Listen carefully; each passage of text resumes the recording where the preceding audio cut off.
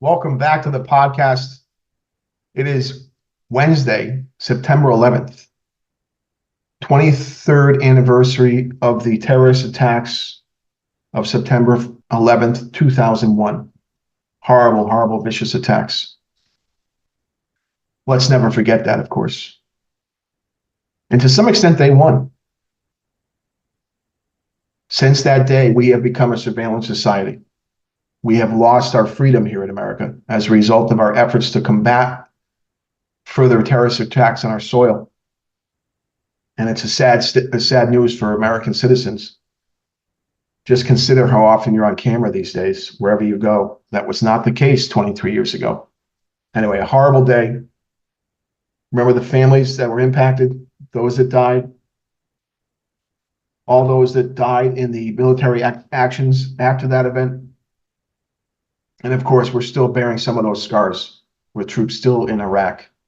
And of course, a horrible, embarrassing national withdrawal from Afghanistan in 2021. Little reminder, September 11th, 2001. Otherwise, my hot topics today are the debate from last night and the release of the Consumer Price Index today for the month of August. Donald, you had one job, not to go off script and be too much Donald Trump. Trump was not great. Objectively, Kamala performed better. Kamala didn't win, mind you. Trump lost by being Trump. And you know he was advised by everyone who could talk to him before this debate. Don't go off script. Don't attack. Don't interrupt. Don't pontificate. The really big takeaway from the debate, or really we should call it a Q&A session, right? Let's face it, these are not debates. They're bad Q&A sessions. The big takeaway was ABC and Lindsey Davis and David Muir.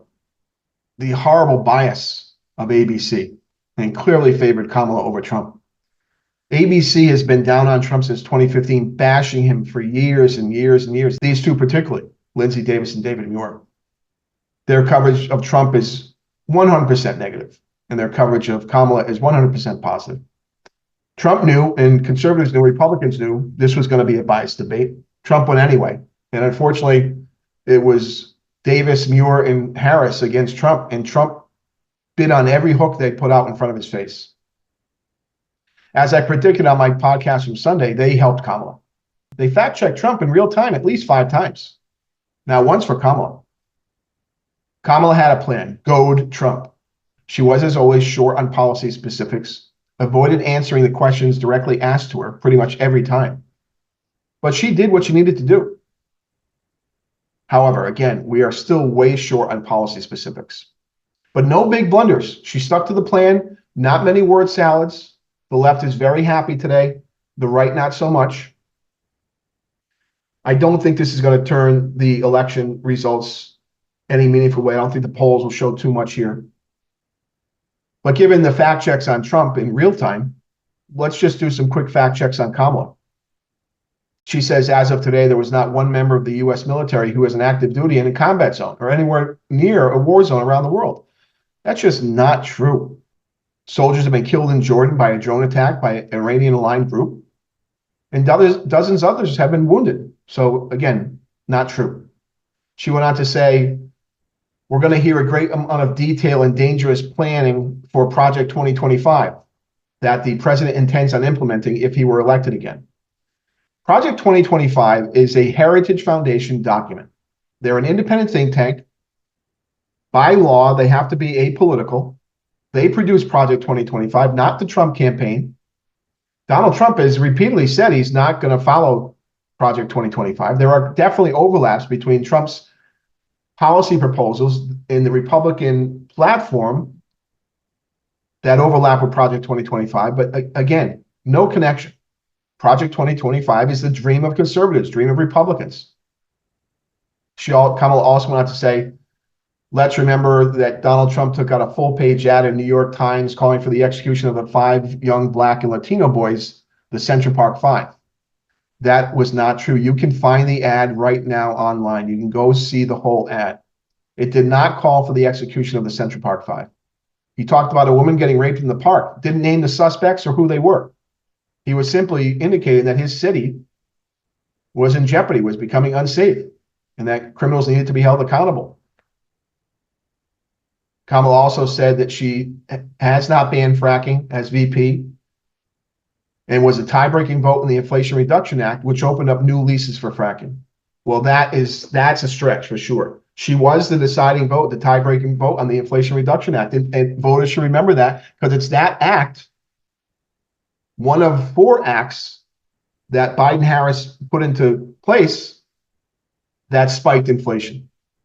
And as we've said many times, the Inflation Reduction Act was not an Inflation Reduction Act. It was a Green New Deal. And these leases she's referring to about fracking were a giveaway, a gift to get Senator Joe Manchin on board to support the legislation. Of course, the Charlottesville hoax, she came up with that again, claiming that Trump said there are fine people on each side. You can see this again. You can go find this on your own. Go search Trump's full quote, the full quote. Trump said, I'm not talking about the neo-Nazis and the white nationalists, because they should be condemned totally. But you had many people in that group other than neo-Nazis and white nationalists. And then ABC moderator David Muir tried to fact check Trump in real time about FBI crime stats when Trump said that violent crime was an all-time high, and David Muir chimed in real time and says the FBI says overall violent crime is coming down in this country. And that's not true. And the reason we know it's not true is because while the actual data indicates that there's less violent crime across the country marginally, the big problem with that data is that we have a lack of reporting from over 6,000 law enforcement agencies since 2023. You want to drop crime statistics, one of the easy ways to do it is to not report crime statistics. And those law enforcement agencies that haven't reported are largely in blue states.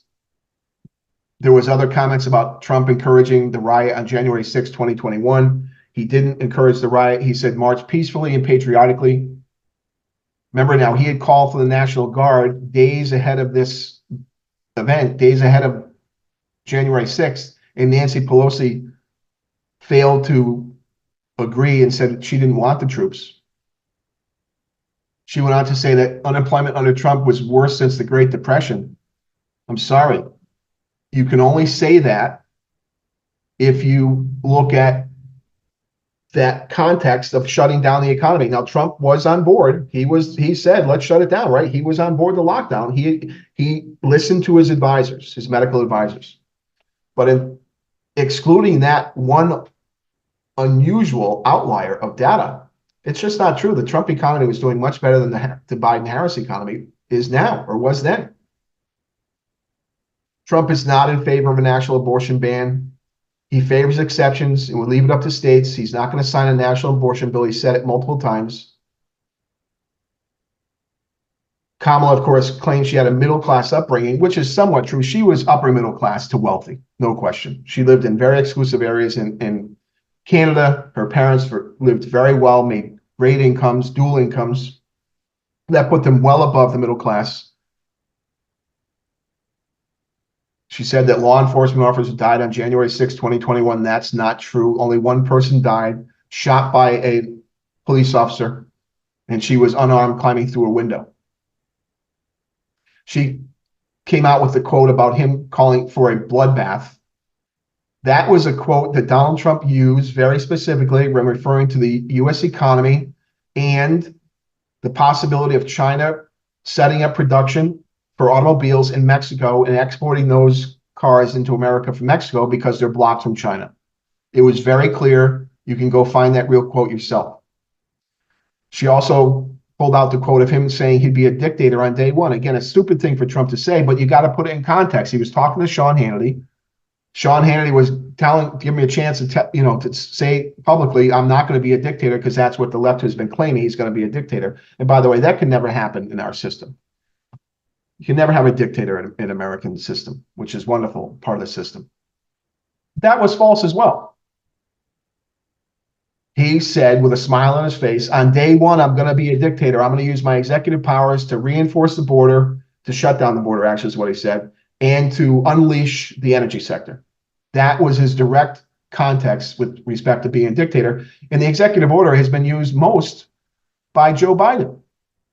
I doubt the poor performance by Trump will hurt his base. Kamala's better than expected performance will excite her base, but I doubt we'll win over any moderate undecideds.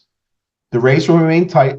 Trump has got to get his messaging down to a smoother type of rhetoric and confine it to the most important issues or the issues he thinks the Dems are most vulnerable on. That word I said was vulnerable, by the way. Vulnerable, by the way. Talking's hard. If you're a one-issue voter on abortion, Kamala is the choice, no question. But beyond that, if abortion isn't your top issue, Trump's policy positions are likely to be better for the U.S. economy and the country overall than Kamala's. And we have some evidence. The 4 years of the Trump presidency, again, we have to always put an asterisk on this because of that unusual data we see in the economic statistics because of the COVID lockdowns and reopening. Trump's economy was better than the Biden-Harris economy. Ronald Reagan's question, are you better off than you were 4 years ago? And I would think for most of America, the answer to that question is no. Now, for the 40 to 60 million households who have been doing wonderfully well, obviously they would think differently. Anyway, the Biden-Harris swap worked again last night. All right, that's all I have on that. Let me just jump real quickly to CPI, the Consumer Price Index.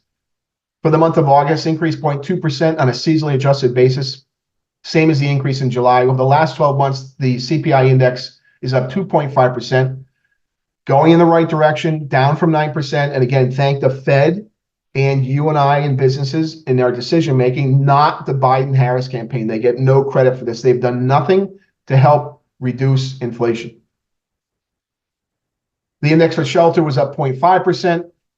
The food index was up 0.1%. The index for food away from home was up 0.3%. The index for all items excluding food and energy, again, we exclude food and energy, we call it the core CPI. Food and energy prices are very volatile. They're priced on international financial markets driven by speculation. But excluding food and energy, this is where the problem is, up 0.3% after being up 0.2% in the prior month. Increases were shelter, airline fares, motor vehicle insurance, education, apparel. And again, this all items index was up 2.5%. So including food and energy, excluding food and energy, up 3.5%. That core CPI is going to spook the Fed. And we saw some of that response in financial markets today. And clearly, speculation is going to change with respect to what the Fed's going to do next week with interest rates. The FOMC, the Federal Open Market Committee, 50 basis points is off the table. It looks like 25 is going to come. I'm going to say it again. I've been saying it for months. I want the Fed to stay on hold. Do not change interest rates. But I think they're going to drop the federal funds rate by 25 basis points to 5.25%. The energy index fell 0.8% in August. Happy days. This was largely on a rebalancing of supply globally, and of course, the slowdown in the Chinese and American economies. And so we have rising supply with falling demand. The gasoline index fell 0.6% over the month. Great. Electricity down 0.7%. Natural gas fell 1.9%. And again, that's an economic slowdown, less demand for energy. Not too much of an impact on Fed outlook with respect to the CPI. It takes 50 basis points cut off the table for next week. I think we're going to get to 25 basis points on the 18th. All right, that's all I have for you right now. Always try to buy American.